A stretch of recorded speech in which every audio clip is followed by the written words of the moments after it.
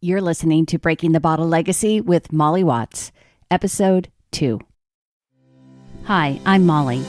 After a lifetime living under the influence of family alcohol abuse, spending more than 30 years worrying about alcohol and my own drinking, believing I had an unbreakable daily drinking habit, I changed my relationship with alcohol forever.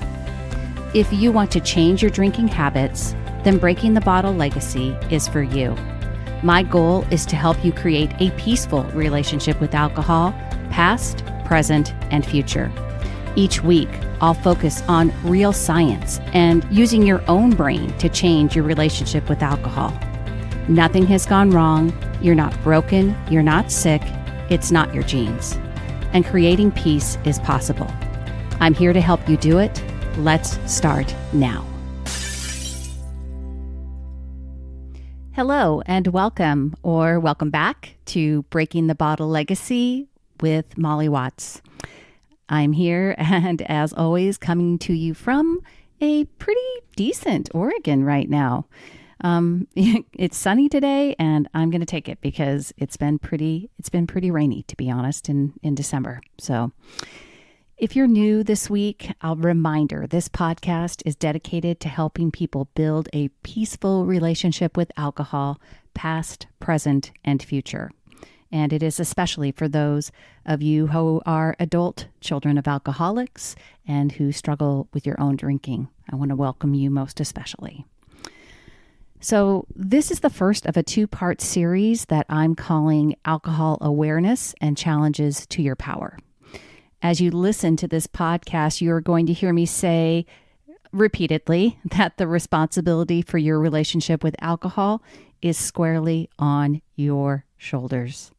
Actually, it's inside the round globe, sitting on top of your shoulders, namely your own brain and your own thoughts.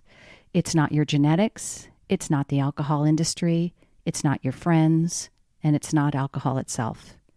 And trust me, this is really great news. Because your brain, that beautifully brilliant human brain, which was responsible for creating the negative relationship with alcohol that you have right now, is also the answer to how you're going to fix it. Nothing is broken, nothing has gone wrong, and your brain is actually doing exactly what it has evolved to do in terms of creating the habit of drinking that you have. Now, it's okay if you don't necessarily buy into that idea yet. I know I didn't when I first heard it. I was stuck in a perpetual state of being worried about my drinking, believing that I had the alcoholic gene, quote unquote, and feeling like I just simply lacked strength or it wasn't possible to change my drinking habit. I was so scared that I wouldn't be able to stop drinking that I just quit trying to quit.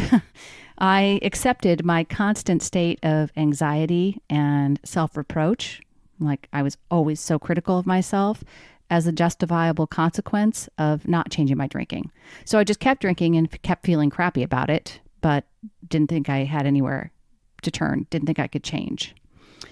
If I simply kept all the worry hidden behind a successful career and my upper middle class lifestyle, I could pretend that I had it all figured out.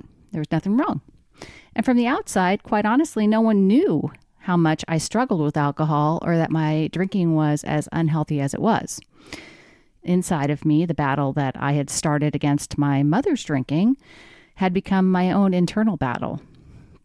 And sadly, I was just resigned to the fact that this was how my life as an adult child of an alcoholic was going to be.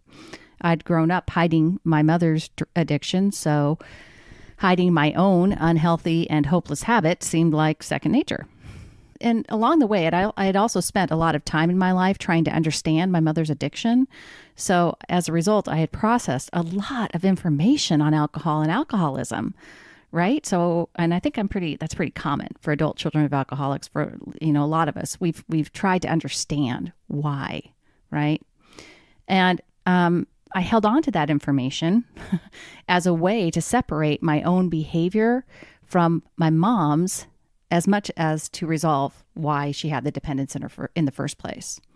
Ultimately, I saw my mom in two ways. When I was feeling compassionate, and this is while she was alive and drinking, obviously, I believed that she was battling a disease. I bought into that. And that kept, comfortably, of course, that kept her drinking very separate from mine. And there was a certain comfort for me as an adult child of an alcoholic in believing that alcoholism was a disease. If I didn't have it, if I didn't catch it, I wasn't going to end up like her, right? When I was feeling less empathetic, I believed that she had just a major character flaw. She wasn't sick. She was stupid. She wasn't ill. She was selfish.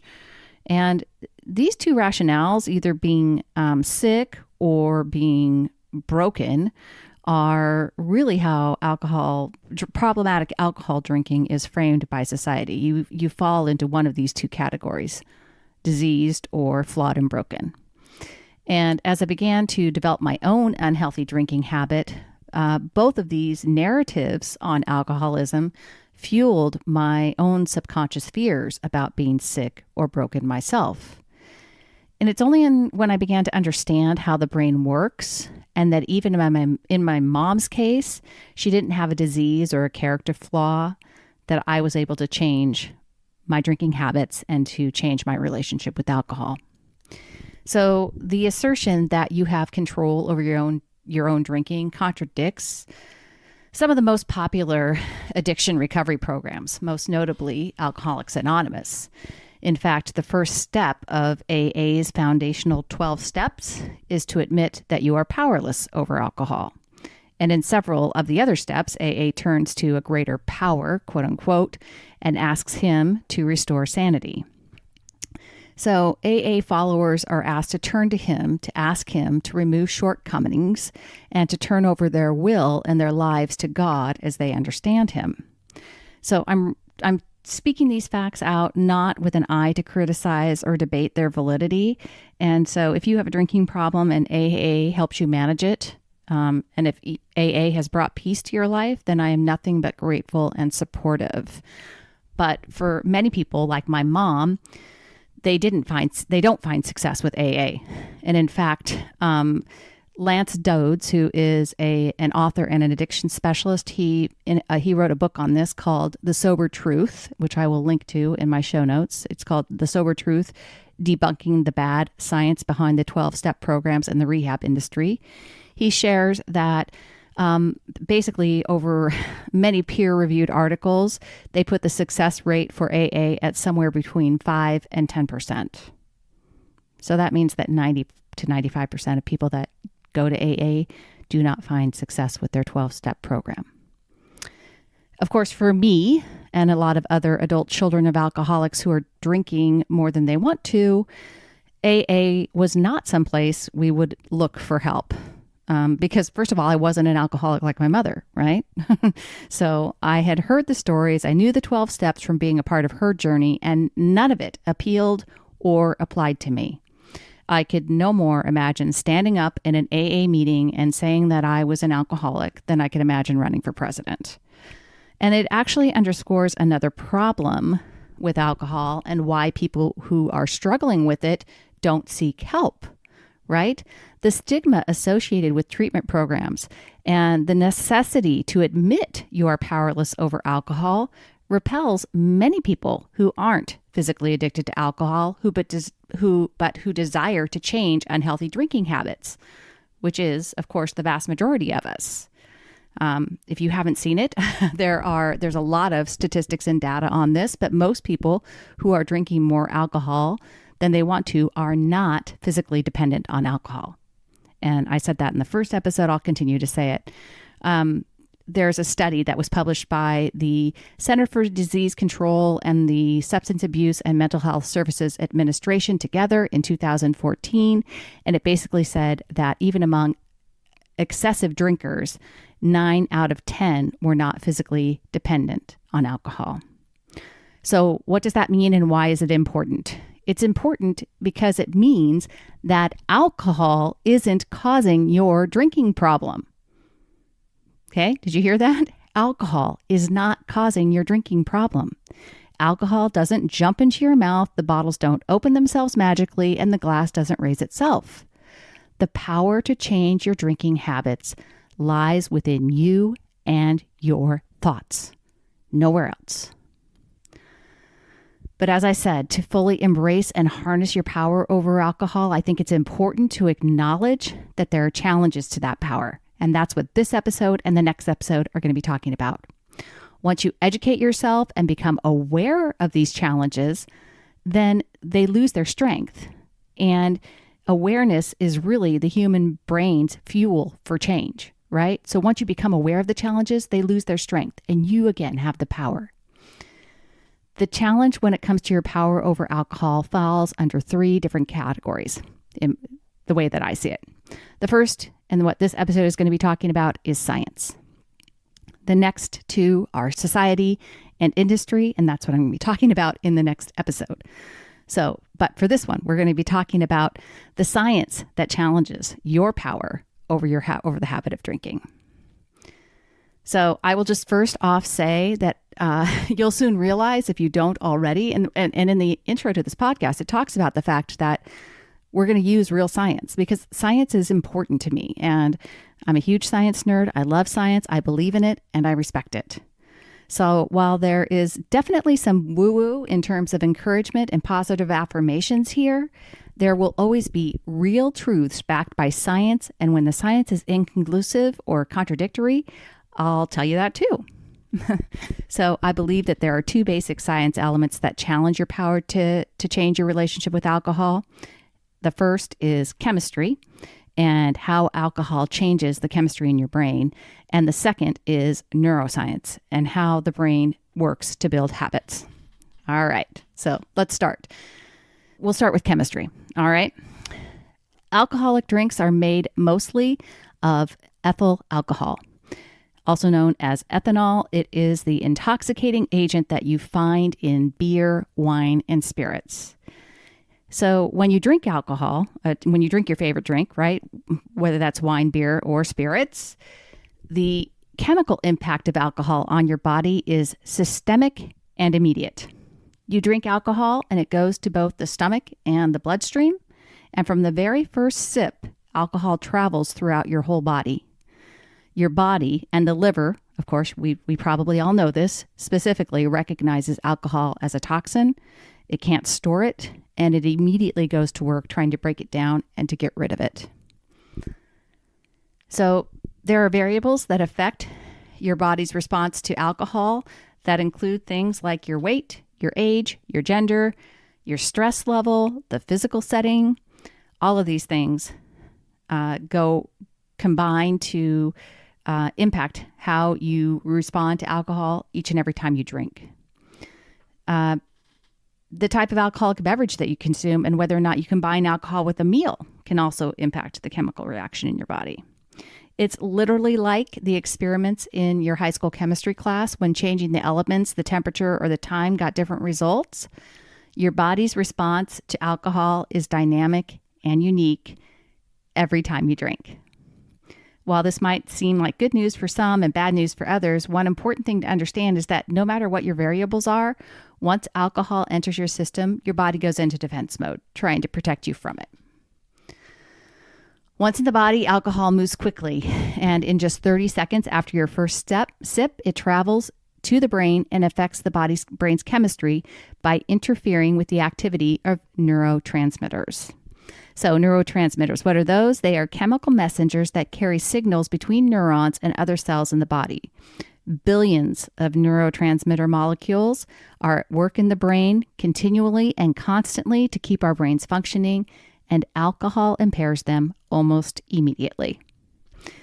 It's the depressant action of alcohol on the brain's chemistry that results in lowering inhibitions, calming social fears, and making you feel more quote-unquote free. What isn't as commonly understood is that alcohol in the brain also acts as a stimulant, triggering the release of dopamine, the feel-good chemical in your brain's reward center. So the reward center is the combination of brain areas that are all affected by pleasurable activities, like going on vacation, having sex, eating your favorite food, talking to a good friend, and yes, drinking alcohol. By boosting dopamine, alcohol motivates your brain to continue seeking that pleasure. The catch-22 with alcohol is that while the dopamine is winding you up and working to focus your attention on getting more pleasure, like your next drink, you are simultaneously altering other brain chemicals that are causing you to think less clearly, lose your sense of balance, and increase sleepiness. So you've got both a depressant and a stimulant action happening at the same time. Alcohol's ability to cause those contrasting actions in the brain is known as its biphasic effect. Put simply, alcohol makes you feel both better and worse, and these effects occur at different levels of intoxication. According to the evidence, the euphoric effects of alcohol peak at around a blood alcohol content of 0.05 to 0.06%. After that, the positive effects of alcohol quickly diminish and the negative effects increase. So the trick would be to maintain a low-level BAC if that were possible. But is it? So as we discussed, what happens in your body when you drink is your own personal science experiment. So figuring out how much you could safely consume to keep your own blood alcohol content in the low levels and avoid the negative impact of a higher blood alcohol content would be a unique experience each and every time you drink alcohol. What worked for you yesterday might be completely irrelevant today, and what works today will likely be irrelevant tomorrow. But what should be easy to see is that most people can't drink a whole lot before they achieve a higher than 0.05 BAC. And while the chemical reaction so that's really the bottom line. You have to drink a very minimal amount, and I'm going to link actually a chart that shows the different levels of drinking, but if you could see it, truly it's one drink basically for a lot of people, and it is based on your size, but again, it's also dependent upon all those other variables we discussed. So you can use the chart as a guideline, but it's not definitive. But the bottom line is you can't drink very much alcohol before you start experiencing negative consequences. And it is very much individualized and unique. And while that chemical, and so that's really what the bottom line is. It's a challenge because of what it does in your brain and because it is unique and individualized. So the second part of the challenges. So once you understand that, you really understand what you're up against with alcohol in terms of affecting your neurochemistry, your brain's chemistry when you drink, and why you're inspired to drink more, what's actually going on. Once you really begin to understand that and understand how it is working in your brain, I believe it really helped me at least to change the number of drinks that I was drinking at any one given time. That was the first step. And really focusing on not wanting those negative consequences helped me first in being able to change my relationship. So while that immediate chemical reaction to alcohol is unique and individualized, the triggering of the brain's reward center, which we talked about earlier, the neuroscience, is universal for everyone who drinks, and it's the linchpin of habit formation. So your brain is actually acting by design to keep you drinking. Nothing has gone wrong. Nothing's broken. You aren't genetically predetermined to become an alcoholic. Your brain is simply doing what all human brains do. And that's basically developing a habit or making it more efficient to get something that it sees as a pleasure activity. The human brain is beautiful and complex, and it has only really been in the last century that neuroscientists have developed technology that has allowed them to image the brain and trace its activity. So we still really have so much more to learn about the human brain, but appreciating what we already know and using our brain's unique ability to observe itself, which is an ability known as metacognition, is key to overcoming your drinking habit and really any habits that don't serve you. So metacognition, by the way, is something that's unique to humans, meaning that you can observe your thinking, right? So in 1960s, American neuroscientist Paul MacLean introduced the triune brain, and he had a book he published, actually, it was published in 1990, called The Triune Brain. And in it, he described the brain as having three distinct structures that evolved over the course of human evolution. He described the three areas of the brain in terms of an organizational hierarchy, beginning with the most basic of functions like breathing, and then through higher order conscious activities like metacognition that I just mentioned, right? And even though more recent stuff as we've come a little further and many people believe that the triune brain model is a little oversimplified, it does provide a very good foundation for understanding how the brain functions. And for me, in my own journey to unwind my drinking habit, I found this model explained a lot of the why and the how I created my drinking habit. And it also put the power to change my habits directly in my control. So that's why I really liked it, and that's why I'm sharing it with you. So the three areas of the triune brain are: first, the primitive brain; second, the limbic system; and third, the neocortex. Now, the primitive brain, or the reptilian brain, is where our basic survival brain exists.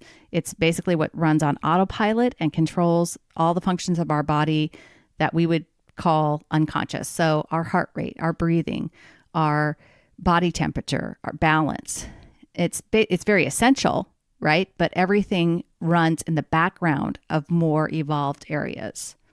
Like I said, you can't live without your primitive brain, right? That without breathing, without your heart rate, you cannot survive, but you can't do anything to influence it. You can't change it. It just exists. It either exists or it doesn't, right? So for our purposes, specifically to understand the formation of habits, we're going to focus on the limbic system and the neocortex. So the limbic system developed around 150 million years ago. It's a long time with the evolution of the first mammals. And it's where emotions and memories are processed in the brain. So according to McLean, the limbic system evolved before the neocortex and after the reptilian brain, and it developed to help manage the fight or flight response. The limbic system evolved to record pleasure and pain and to associate memories and learning with these responses. The limbic system is also the core of the reward center for mammals, including humans, and therefore it exerts a strong influence on our behaviors. So the newest area of the brain to evolve is the neocortex, or the new cortex. Of course, new is relative because we're still talking about 2.5 million years ago. So 2.5 million versus 150 million, right? Big gap, but still a long time ago. There are several theories as to why the human brain continued to grow and evolve. But what is important for us as people is that our brains did evolve. And within the neocortex is our prefrontal cortex, which enables us to plan and consider the future as well as anticipate it.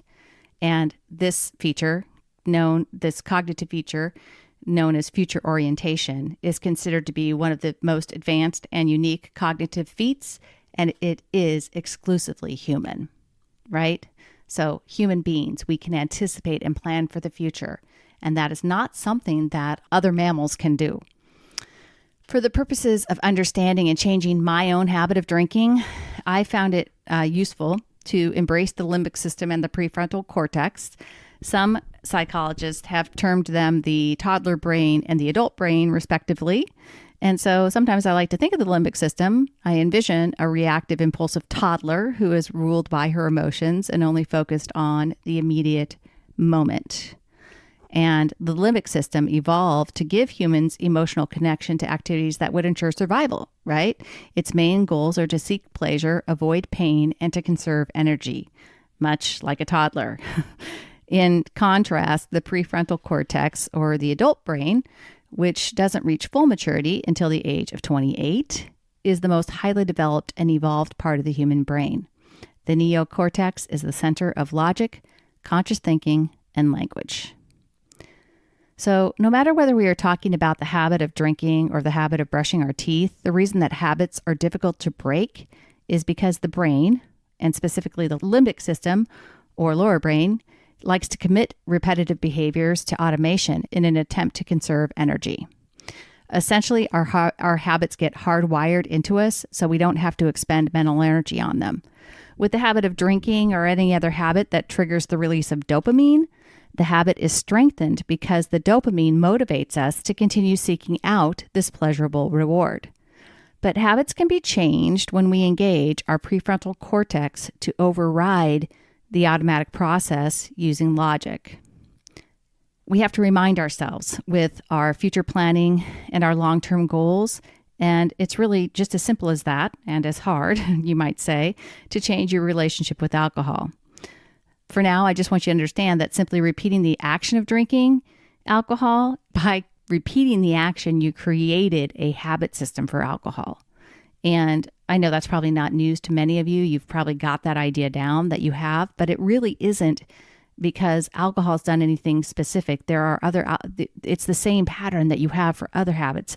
And the one thing that's different, and this is not exclusive to alcohol because like I said, there are other dopamine releasing triggers. It has created a pleasure habit for you, and you need to be able to see it as such and override it with your prefrontal cortex. So for me, whether it was daily drinking or going out on the weekends, getting off work or relaxing on vacation, my brain learned to expect alcohol as the habit, and it was ingrained in me. And so for me and many others of you who quote unquote overdrink, the amount of alcohol increases over time and the number of cues and triggers for the habit cycle increase too. And so beyond that daily after work habit, I began to associate drinking with whenever I was feeling a negative emotion. Stress, sadness, anger. I can literally remember choosing to drink to excess whenever I felt overwhelmed by emotions. So with time and repetition, again, it simply became my default. It felt like I had no choice but to drink when a negative circumstance appeared. So maybe that's not you. Maybe you simply drink at the end of the workday, or you want to increase your fun on the weekends or to celebrate holidays. I did all that too. The important piece of the chemical science is that in all of these scenarios, I was seeking the chemical feel-good, dopamine factor that alcohol, the drug, temporarily gave my brain. And because I did it repetitively, my brain committed drinking alcohol to habit. The science of alcohol is the first challenge we have to overcome in creating our peaceful relationship with drinking. We have to recognize that we are seeking the immediate chemical reaction in our brains. And when we do this repetitively, neuroscience explains how and why our brains commit the drinking to habit. The first tool for overcoming this challenge is knowledge. And we've just created that knowledge and awareness right now. And later in this podcast, we'll talk about how we're going to use this knowledge to retrain our brains and undo the habit of drinking and to completely change our relationship with alcohol. All right, that's a lot of information packed into this episode. I'm going to put links to pertinent articles and studies and books in the show notes. And if you would like to pick up your free copy of Alcohol Truths, How Much is Safe, please head over to www.mollywatts.com. That's Molly with a Y, WATTS.com.